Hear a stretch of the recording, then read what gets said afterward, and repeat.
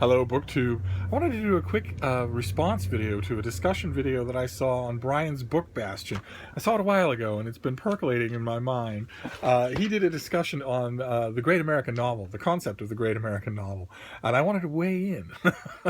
uh, uh, this was episode 24 of his first season, for those of you who are fans of the show.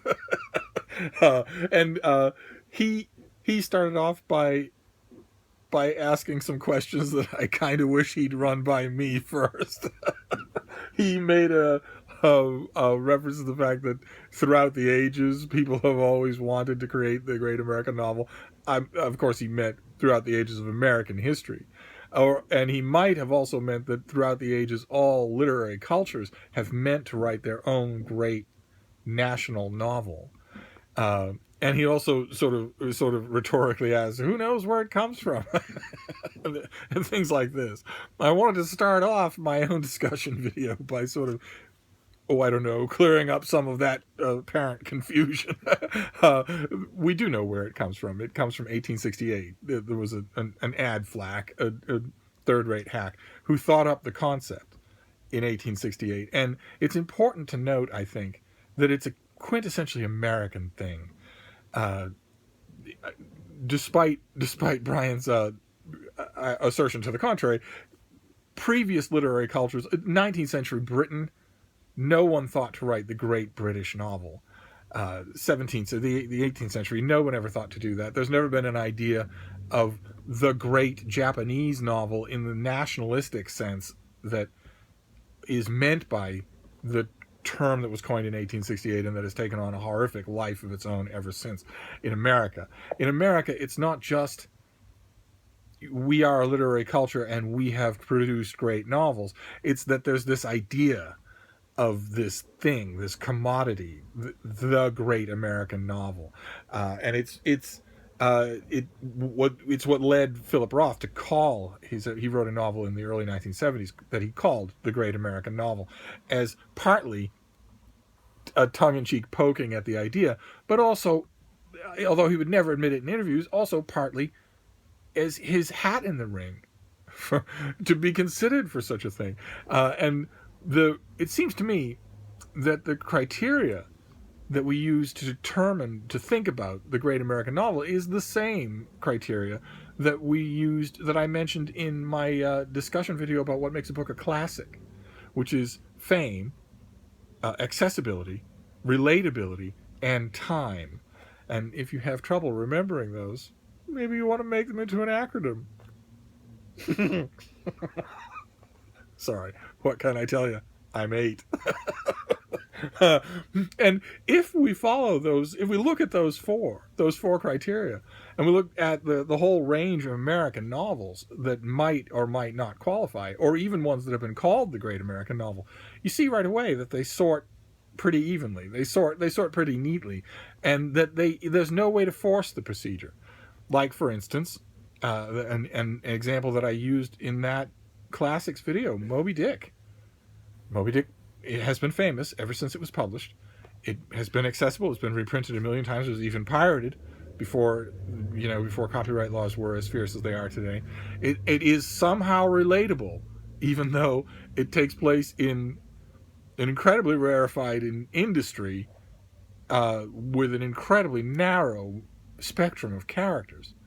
And it has survived the test of time. It is constantly revisited. It constantly fascinates people in a way that a lot of the classics of its own time have since stopped doing. That was one of the things I mentioned in that earlier classics video, was that the active element of time involved that is part of determining whether or not something becomes a classic, or whether or not, in my opinion, something becomes the great American novel, a great American novel. That element of time is an active element. All the others aren't. So, and since it's active, you can't ever actually know for sure.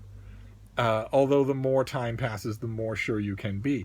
So, for instance, going back a little ways, we see it's pretty easy to determine that The Great Gatsby and The Old Man and the Sea and Of Mice and Men, to use those three examples, or Oh Pioneers. It's pretty easy to see that those books have become classics. They have entered the American canon.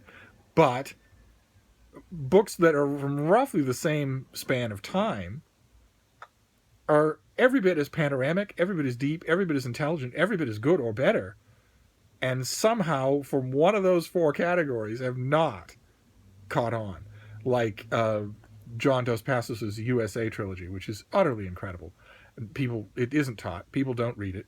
It's remembered in certain rarefied places, but not in any way like The Great Gatsby is, or William Gaddis's The Recognitions, which is an absolutely fantastic novel, but is abstruse and it's not relatable, and it's not accessible, and it was never famous, and time is working against it. So you've got these things that are candidates, but probably won't shake out to be it, even though the author did everything they could.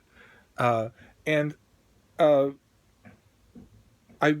wanted, the point that I want to make, the main point that I want to make in connection with all of this, with whether or not a book achieves those four categories and then goes on to become the great American novel, or even a contender for the great American novel. There's lots of contenders. Edith Wharton, Uncle Tom's Cabin, Moby Dick, Gravity's Rainbow, that sort of thing. Whether or not a book achieves all of those things and goes on to become a candidate for, or widely considered, a great American novel, I watching Brian's video, I was, of course, chilled on my skin with horror when he was talking about great American novels with David Foster Wallace's An Infinite Jest sitting there right over his shoulder. I can just pray to whatever gods may be. But in addition to whether or not a book makes all of those categories or has any kind of run as a great American novel, I want to make two observations. One, I want to make predictions. I want to predict three comparatively recent American novels that I think have a chance of entering the category, the grouping of great American novels. And those three are All the King's Men by Robert Penn Warren, his great political novel about corrupt Southern politics and a corrupt Southern politician, and the way that corrupt politics can soil the virtuous, which is the outsized main character in that novel is so often remembered that people forget that the novel isn't just about his rise and then destruction. It's also about the far more quiet and far more tragic destruction of one of the characters in the book. But I would nominate that. I would nominate Lonesome Dove by Larry Mcmurtry, which I think is a great American novel, especially in the way that the two American impulses, the pastoral, the idea of this sprawling natural land and all that goes with it, and the manifest destiny, the urges of mankind, the urge to civilize and homogenize and financialize, and those two things come together beautifully right in the middle of Lonesome Dove, when the huge cattle drive that is being this whole point of the book, and it is making its way slowly west to Montana. The cattle drive is led by a gigantic longhorn bull who is the king of the remuda. He is the lord of the animals that are making the march. They all take their aim from him, and there's an incredible scene in the book where that steer encounters a grizzly bear, the representation of everything natural in the world, and the two of them actually have a fight, and it's just amazing. And my third candidate would be Barkskins by Annie Proulx, even though it's brand new, might be forgotten next year. You never know. The element of time, like I said, is totally unpredictable, but it too has that kind of panoramic relatability that I think is key to any book that you're going to try to admit into the ranks of a great American novel. That's one thing. The one thing I wanted to do was to put those three predictions forward. But the second thing I want to do is equally important, and that is to say that we shouldn't think about this. That the idea of the great American novel is bad. It's a pernicious, dangerous idea. It makes writers try for it. It makes a certain kind of American writer try for it. And it makes every young American writer, especially young American male writer, sort of have it in the back of their mind. And I would argue that it has almost never had anything but detrimental effects to what they write. Like, for instance, Ethan Kanin, who was a popular and fairly good B-list literary fiction writer who lost his mind when he tried to make his own great American novel, America, America, from, I think, 2009 or 2008 or something like that. A book that was clearly, consciously his attempt to write the great American novel. And if that idea hadn't been floating around in his head, he wouldn't have wasted the time and my attention with such a gigantic piece of poop. And he's not the only one. Plenty of writers do this. It gets in their minds and it blurs and bloats their end product. I would be willing to bet that it was in the back of the mind of, for instance, Garth Riss Halberg when he wrote City on Fire. You can feel it in that book. A reaching, a straining for something beyond just telling a really good, multifaceted story. You can feel it. Same thing with Chad Harbach's The Art of Fielding. A really good book, they both are, but also with an eye towards something. And it was very much in David Foster Wallace's mind as he turned in ream after ream after ream after ream of completely uncontrolled, completely unredacted logorrhea, just page after page after page after page after page of totally unrestricted prose. No paragraph breaks, no numbers, no nothing. Which you might think would get an editor, would cause an editor at a major publishing house in New York to say, well, okay, this is great for an exercise. You're not expecting me to do anything with this. Now that you've done this, kindly take this, Converse All-Star shoebox full of pages and make something of them. And you'd better do it quick because your contract is almost up.